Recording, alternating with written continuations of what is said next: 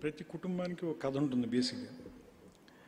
అది భోజనాల బల్లల దగ్గర, వేసంకాలం చప్టాల మీద, లేదా వనభోజనాల్లో చెట్ల కింద వాటి గురించి మాట్లాడుకుంటూ ఉంటాం.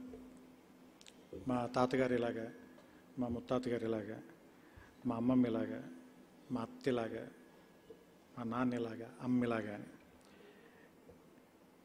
కానీ కొంతమంది కథలు కుటుంబాలని దాటి ఆ కాలానికి అంకితమైపోతాయి. అలాంటి కథ చేంబూరి సీతారామ శాస్త్రి గారు. అందుకని ఆయన వ్యక్తిత్వం గురించి మనం చదవాల్సిన అవసరం ఉంది. లేదంటే ఆయన సినిమా పాటల కవిగా మనందరికీ తెలుసు. ఆయన పాటలు మనం విన్నాం, వాటి గురించి చాలాసార్లు చర్చించాం, చాలామంది మాట్లాడారు. ఆయన వ్యక్తిత్వంతో మనకి పని ఏంటి అంటే కొంతమంది కథలు కాలానికి సంబంధించిన కథలు. ఎందుకంటే కాలం వాళ్ళని ఎలా షేప్ చేసిందో, వాటి నుంచి వాళ్ళకు వచ్చిన అనుభవాల ద్వారా వాళ్ళు వాటిని ఎట్లా వ్యక్తీకరించారో, అది తర్వాత చాలా సంవత్సరాలు, చాలా తరాల పాటు వాళ్ళకి అవి గైడ్లైన్స్గా మిగిలిపోయాయో అవి చెప్పేవాళ్ళు. నాకు తెలిసి కాలం తాలూకు పంక్చువేషన్లో అక్కడక్కడ మాత్రమే వచ్చే కొన్ని మైలురాళ్ళు. అలాంటి మైలురాళ్ళు సిరివెన్నెల సీతారామ శాస్త్రి గారు కూడా ఒక ప్రత్యేకమైన మైలురాయి. అక్కడ ఆ మైలురాయి పక్కనే ఒక మంచి వేప చెట్టు ఉంటుంది. దాని మంచి నీడనిస్తుంది, దాని తాలూకు గాలి మనకి ఆరోగ్యాన్ని ఇస్తుంది, మనకి ఎంతో ఆహ్లాదాన్ని ఇస్తుంది. వేసవికాలంలో చెట్టు కింద కూర్చుంటే మనకి నీడ దొరుకుతుంది, ఎన్నో ప్రశ్నలకి సమాధానం దొరుకుతుంది. పెద్ద ఎక్కువ ఆలోచించిన వాళ్ళకి చక్కటి నిద్ర కూడా వస్తుంది. అది కూడా మంచిది, ఎందుకంటే అది కూడా ఆరోగ్యాన్ని ఇస్తుంది కాబట్టి. సో అలాంటి ఎన్నో లక్షణాలు కలిగిన వ్యక్తి సీతారామ శాస్త్రి గారు. ఆయనతో నా మొదటి పరిచయం నాకు 13 సంవత్సరాల వయసు ఉన్నప్పుడు. సరసస్వర సురఝరీ గమనమై సామవేద సారమేది ఆ పాట ఉంది కదా, ఆ పాట విన్నప్పుడు నేను విపరీతంగా చలించిపోయి, జ్వలించిపోయి ఏం చేయాలో తెలియక, శ్రీశ్రీ గారు మొదట్లో విశ్వనాథ సత్యనారాయణ గారిని ఇమిటేట్ చేస్తూ చందో వృత్తాల్లో పద్యాలు రాసినట్టుగా నేను కూడా ఇలాంటి వరుసల్లో ఉండే చాలా పాటలు రాసేసి, ఆ తర్వాత ఆయన ఉన్నారు కాబట్టి నేను వాటిని చింపేశాను. అదొక ఫేజ్, అదొక 3-4 సంవత్సరాల ఫేజ్ అది. ఆ తర్వాత నేను ఆయన నా 23వ సంవత్సరంలో పంజాగుట్టలో నా రూమ్ పక్కనే ఆయన అపార్ట్మెంట్లో ఉన్నప్పుడు ఆయన పాటలు రాస్తున్నప్పుడు మొట్టమొదటిసారిగా కలిసే అవసరం కలిగింది. ఎందుకంటే నేను ఒక సినిమాకి అసిస్టెంట్ డైరెక్టర్గా పనిచేశాను. నేను ఆయన మద్రాసులో ఆంధ్ర క్లబ్లో పక్క రూములో ఉన్నాం. నేను పక్కన డైలాగులు రాసేవాడిని పగలంతా, ఆయన పడుకునేవారు. రాత్రిపూట ఆయన పాటలు రాసేటప్పుడు నేను కూడా పక్కనే కూర్చునేవాడిని. ఆయన గురించి వెంకటకొండ గారు, నేను ఇందులో ముందు మాటలో ఒక మాట రాశాను. అందులో ఉన్మాది, ఉగ్రవాది ఈ మాటల్ని నువ్వు ఎలా జస్టిఫై చేస్తావు అన్నారు. ఏంటంటే నాకు అనిపించింది, నేను ఏ ఉద్దేశంతో రాశానంటే, మనని మరిచిపోయే ఒక ఉన్మత్తావస్థలోకి వెళ్తే తప్ప కొన్ని మనం సృజించలేమనిపిస్తుంది. ఆయన దాదాపుగా కొన్ని దశాబ్దాల పాటు అలాంటి అవస్థలు గడిపాడేమో అని నాకు అనిపిస్తుంది. ఆయన ఆయనున్న కాలంలో కానీ, ఆయనున్న ప్రాంతంలో కానీ, ఆయనున్న సమాజంలో కానీ, అప్పుడున్న వ్యక్తులతో కానీ ఆయన లేడు. దానికంటే చాలా ముందున్నాడు. అందుకే ఇప్పుడు కూడా మనం మాట్లాడుకుంటాం, ఇంకా తర్వాత చాలా రోజుల తర్వాత కూడా మాట్లాడుకుంటాం. అదొక రకమైనటువంటి ఉన్మత్తావస్థగానే నేను ఫీల్ అవుతాను. ఎందుకంటే అప్పుడున్న వాళ్ళందరికీ ఆయన చేష్టలన్నీ కూడా అర్థం కావు. ఆయనతో బతికిన వాళ్ళందరికీ కూడా ఆయన చాలా ఎక్సెంట్రిక్గా అనిపించేటువంటి ఒక పరిస్థితి ఉంటుంది. ఉగ్రవాది అని ఎందుకంటానంటే, ఆయన్ని నిగ్గదీసి అడుగు ఈ సిగ్గులేని జనాన్ని అని తన తోటి వాళ్ళని అంతలా తిట్టగలిగే శక్తి ఎవడుకుంటుంది? ఉగ్రంగా ఉన్నవాడికి వస్తుంది. సో అలాంటి ఉగ్రవాదిగానే చూస్తాను నేను ఆయన్ని. అంత భావ తీవ్రత ఉన్నటువంటి వ్యక్తులను మనం చాలా తక్కువ సార్లు కలుస్తాం. వాళ్ళు ఎక్కువ రోజులు కూడా ఉండరు అనుకుంటాను. ఎందుకంటే వాళ్ళ తాలూకు తీవ్రత వాళ్ళని ఎంతలా కన్జ్యూమ్ చేసేస్తుందంటే దాన్ని భరించడం చాలా కష్టం. వాళ్ళకే కాదు, దాని తాలూకు రేడియేషన్ పక్కనున్న వాళ్ళని కూడా నిలకడగా ఉండనివ్వదు. ఆయన కుటుంబం అంటే నాకు కొంచెం జాలి ఉంది. ఎందుకంటే ఆయన్ని వాళ్ళు అన్నేళ్ళు భరించగలిగారు. చాలా కష్టం అది, అంత ఈజీ కాదు. ఎందుకంటే గొప్పవాళ్ళు అంటే ఇప్పుడు సూర్యుడు దూరం నుంచి చూస్తే మనకి ఎంత బాగుంటాడు. వేసంకాలం ఎంత తిట్టుకుంటాం మనం సూర్యుడిని. అదే సూర్యుడు మన ఇంట్లో ఎదరగదిలో కూర్చొని రాస్తూ ఉంటే ఎవ్రీడే వడదబ్బే అందరికీ, విపరీతమైన డీహైడ్రేషన్ అందరికీ. సో అలాంటి ఒక ఏమంటారు దాన్ని, ఒక రకమైనటువంటి స్థితిలో ఉండేటువంటి మనిషి ఆయన. నేను ఆయన్ని కొంత దగ్గరగా చూడగలిగే అవకాశం నాకు చాలాసార్లు కలిగింది. నాకు ఆయనలో నచ్చిన గొప్ప లక్షణం ఏంటంటే, మనం ఎంత విభేదిస్తే ఆయన మనం అంత ప్రేమిస్తాడు. మనం ఆయన చెప్పిన దానికి ఒప్పేసుకుంటే ఆయన మన మీద ఇంట్రెస్ట్ ఉండదు ఆయనకి. ఒక్కోసారి అందుకే నచ్చినా కూడా కావాలని విభేదించేవాడు, ఎందుకంటే కాసేపు ఎక్కువసేపు మాట్లాడతాడు కదా. సో ఎందుకంటే he entertains you a lot. అది ఆయన ఆవేశం మనకు ఆనందాన్ని ఇవ్వటం ఏంటో అది ఆశ్చర్యంగా ఉంటుంది. ఇది గుణం గంగరాజు గారికి బాగా తెలుస్తుంది. ఆయన చాలా ఆవేశంగా మాట్లాడుతుంటారు, చాలా విపరీతమైనటువంటి సీరియస్గా మాట్లాడుతుంటారు. మనకి అది చాలా ఎంటర్టైనింగ్గా ఉంటుంది. గంటలు క్షణాల్లో గడిచిపోతూ ఉంటాయి. అంటే ఆయన అగరొత్తిలాగా అనిపిస్తాడు ఒక్కోసారి నాకు. అదేమో కాలిపోతూ ఉంటుంది, మనకి మంచి సువాసన ఉంటుంది. అందుకే దాన్ని తీసుకెళ్ళి పూజ గదిలో పెడతాం. సో అలాంటి వ్యక్తి అనిపిస్తుంది ఆయన. అండ్ చాలా వైరుధ్యాలు ఉన్న వ్యక్తి. ఈరోజు మాట్లాడింది రేపు మాట్లాడాయన. అంటే దాని అర్థం 24 గంటలు ఆయన చాలా మూవ్ అయ్యి ముందుకెళ్ళిపోయాడు. 48 గంటలు 72 గంటలు ముందుకెళ్ళిపోయింటాడు ఆయన.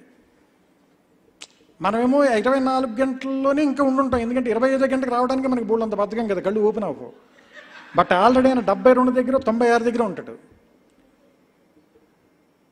అండ్ అంటే ఒక్కోసారి నాకు అనిపిస్తుంది కవికి చాలా ధైర్యం ఉండాలి.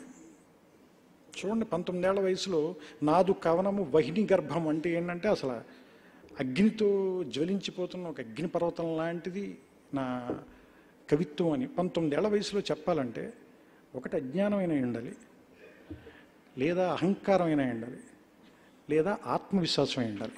అది ఆత్మవిశ్వాసంగా మనం ఎందుకు చూడాలి అంటే, అది 19 ఏళ్ళప్పుడు చెప్తే ఆయనకి 70 ఏళ్ళ వయసు వచ్చిన తర్వాత కూడా ఇంకా మనం బాగుందనే మాట్లాడుతున్నాం కాబట్టి ఆయన 19 ఏళ్ళప్పుడు రైట్ అనమాట. అంటే మనందరికంటే 60 ఏళ్ళ ముందు చూసేసుకున్నాడు ఆయన. కాకపోతే మనకు కొంచెం అర్థం కావడానికి టైం పట్టింది. నేను ఆయన సినిమా కవికి ఎందుకు చూడంటే, చాలామందిలో సినిమా ఆయనకు ఒక వెహికల్. అంటే ఎక్కువ మందికి ఆయన చేరటానికి, ఆయన తాలూకు వాణి వినపడటానికి సినిమా అనేది ఒక మీడియం అయింది. అందుకని ఆయన దాని సినిమాని ఎప్పుడు గౌరవించాడు. ఆయన ఎప్పుడు దాన్ని చిన్నచూపు చూడలేదు. చాలా he respect cinema a lot. ఎందుకంటే ఆయన దర్శకులతో కానీ, లేదంటే నిర్మాతలతో కానీ, లేదా సంగీత దర్శకులతో కానీ, ఇప్పుడు తమన్ అంటే దాదాపుగా ఆయనకి 2వ కొడుకు కంటే చిన్న వయసు ఉన్నవాడు దాదాపుగా. అలాంటి వాళ్ళతో కూడా ఆయన వాళ్ళని కూడా కన్విన్స్ చేయడానికి ఆయన తాపత్రయపడటం అంటే ఏంటంటే, వాళ్ళకి ఆయన ఇచ్చే వాల్యూ, వాళ్ళని కూర్చోబెట్టేటువంటి సీట్ చాలా రెస్పెక్టబుల్ సీట్లో కూర్చోబెట్టి వాళ్ళతో ఆయన వాదిస్తాడు. అంటే ఒక మనిషి మనతో వాదిస్తున్నాడంటే మనకి వాల్యూ ఇస్తున్నట్టుగా.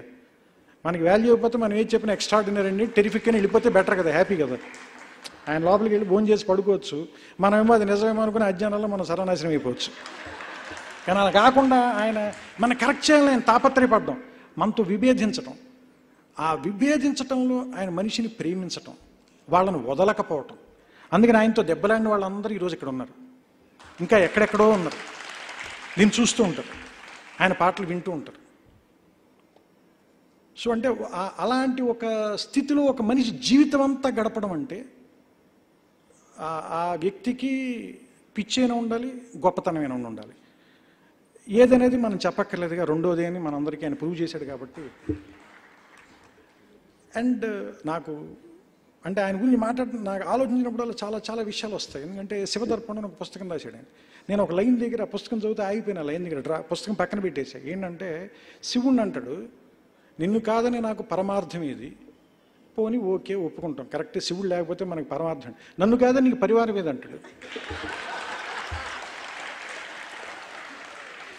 నేను ఒకటి నీకు గుడి తలుపు తెరవాలయా బాబు, నెత్తి మీద నువ్వు చెమ్ము నీళ్లు పోయాలి, నేను హారతి ఇవ్వాలి నీకు, నేను గంట కొట్టి నువ్వు లేచావని ఊళ్ళో వాళ్ళందరికీ చెప్పాలి, నేను లేకపోతే నీకు పరమార్థం ఏంటి, ప్రసాదం ఏమిటి పెడతాడు.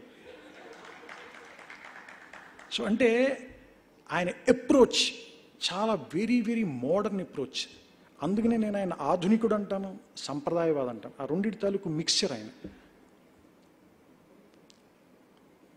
అండ్ ఆయన తాలూకు అహంకారం కూడా ధిషణాహంకారం, జ్ఞానం వల్ల వచ్చిన అహంకారం, అది భలే సొగసుగా ఉంటుంది. కవికి అహంకారం ఉంటే ఆ మజానే వేరు. ఇప్పుడు ఒక ఆడపిల్ల, అందమైన ఆడపిల్ల, ఒక 18 ఏళ్ళ ఆడపిల్ల, నవనవలు ఆడుతున్న ఆడపిల్ల, మనం చూడగానే నవ్వితే ఇంక దానికి వాల్యూ ఏముంది?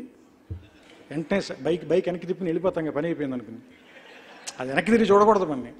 అప్పుడే కదా అది ఎక్కడికి వెళ్తే అక్కడికి వెళ్ళి సాయంత్రం దాకా తిరిగి తిరిగి తిరిగి తిరిగి తిరిగి అది వెనక్కి తిరిగి మనం చూసి నవ్వినప్పుడు మన జన్మ ధన్యమైంది అనిపిస్తుంది కదా. సీతారామ శాస్త్రి గారు కూడా అలాంటి వాడు. అందుకని కవికి అహంకారం ఉంటే ఆ అందమే వేరు. సో అలాంటి అహంకారం ఉన్న కవి. ఆయనకి అహంకారం కూడా ఒక అలంకారం నిజంగా చెప్పాలంటే. అండ్ నేను అంటే నా శక్తి, నా స్థాయి ఏంటో నాకు తెలియదు, కానీ నేను బేరీజ్ వేసుకుని చాలా వాటిల్లో నేను దేవులపల్లి కృష్ణశాస్త్రి దగ్గర నుంచి మళ్ళీ రామకృష్ణ శాస్త్రి గారు చాలా చాలా చాలా ఇష్టం నాకు. ఆయన చలువు మిరియాలు అయితే నేను దాదాపుగా ఒక 20-30 సార్లు చదివిన తర్వాత కానీ అర్థం కాల. అంత గొప్ప కవి, అంటే చాలా చాలా చాలా లోతైన కవి. నేను అలాంటి వాళ్ళ దగ్గర నుంచి నేను విశ్వనాథ సత్యనారాయణ గారికి ఆర్డెంట్ ఫ్యాన్. నేను ఇంక వేటూరి సుందరరామూర్తి గారు అంటే చెవి కోసుకుంటాను. నేను కావాలని నేను రెచ్చగొట్టడానికి నేను వేటూరి గారి ఫ్యాన్ అని కూడా ఎక్కువ చెప్తూ ఉండేవాడిని నేను దగ్గర. ఆయన ఎట్లాగైనా నా చేత ఆ మాట మానిపించి నేను ఈ పాట బాగా రాశాను నాతో అనిపించుకోవాలని కూడా ఆయన నాతో చప్పట్లు కొట్టించుకోవాలని కూడా పాట రాసేవాడు ఆయన. ఇప్పుడు ఆలోచిస్తే అనిపిస్తుంది అది ఆయన సంస్కారం, అంతవరకు అమాయకత్వం, అది లేదా మన తెలివి తక్కువతనం. సో అంటే ఆయన మనిషికి ఇచ్చే విలువ, అంటే ఆయన సన్నగా చిన్నపిల్లాడైపోవటం. ఒక స్టార్ హోటల్లో కూర్చుంటే ఒక స్వీట్ బెడ్రూమ్ తీసుకుంటే లోపల బెడ్రూము, బయట దాని యాంటీ రూమ్లో మనం కింద కూర్చుని మాట్లాడుకోవడానికి ఉంటే, లోపలేమో ఆ భీంబాయ్ పడుకుని ఉండేవాడు మంచం మీద, తెలిసిన వాళ్ళకి తెలుసు. ఎదరగదిలో ఆయన కింద లుంగి కట్టుకుని కింద కార్పెట్ మీద కూర్చుని సిగరెట్ కాలుస్తూ పాట రాస్తుండేవాడు ఆయన. తీసుకున్నదేమో స్టార్ రూమ్, కూర్చున్నదేమో కార్పెట్ మీద. సో ఇది ఒక ఉన్నమత్తావస్థ అయింది. ఎందుకంటే ఆయన ఎక్కడున్నాడు, ఏం తింటున్నాడు, ఏ ప్రయాణం చేస్తున్నాడు, ఏ ఫ్లైట్లో ఉన్నాడు, దాంట్లో ఏ క్లాస్లో ఉన్నాడు, ఏ దేశంలో ఉన్నాడు, ఏది కూడా ఆయన పెద్దగా తాకలేదు. కానీ ఆయన రాసిన ప్రతి మాట మన తాకింది.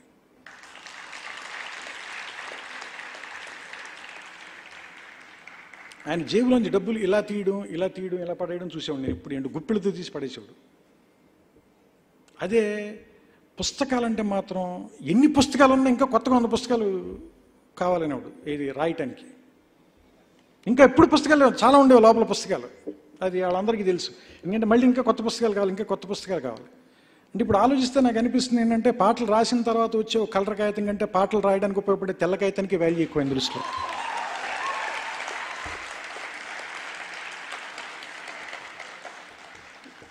సో ఇలాంటి వ్యక్తులతో వాళ్ళు ప్రయాణం చేసేటప్పుడు వాళ్ళతో పాటు కలిసి ప్రయాణం చేయటం అనేటువంటిది చాలా చాలా గొప్ప అవకాశంగాను గొప్ప అదృష్టంగాను భావిస్తాను నేను. ఈ పుస్తకంలో ఎందుకంటే ముందు నేను ఆయనతో మాట్లాడినప్పుడు కూడా ఆయనకి చాలా భయాలు, విపరీతమైన భయాలు. కుటుంబ సభ్యులను కోల్పోతామేమో, వాళ్ళు దూరం అయిపోతారేమో, స్నేహితులు దూరం అయిపోతారేమో, వాళ్ళని ఎట్లా ఇప్పుడు దగ్గరగానే ఎలా ఉండాలని ఆయనకి, అంటే ఆస్తులు అవి ఇవి కోల్పోవడం కంటే కూడా విపరీతంగా మనుషులను కోల్పోతామని భయం విపరీతంగా ఉండేది. అది శ్రీరామ్ గారు కూడా నాతో చాలాసార్లు చెప్పారు, ఆయన పుస్తకంలో కూడా ప్రస్తావించారు. ఆయన భయాన్ని గెలవాలి అనుకుంటూనే ఉన్నాడు ఆయన జీవితాంతం. ఆయన గెలిచాడు.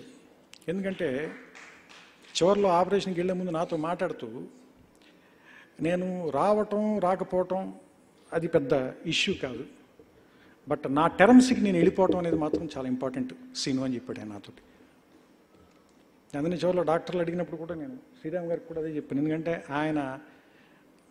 ఆయన నియమాలకి అనుగుణంగానే జీవితాన్ని గడిపాడు, ఆయన నియమాలకి అనుగుణంగానే ఆయన వెళ్ళిపోయాడు. చాలా ఐశ్వర్యం ఉన్న వ్యక్తులు తప్ప అలా చేయలేరు,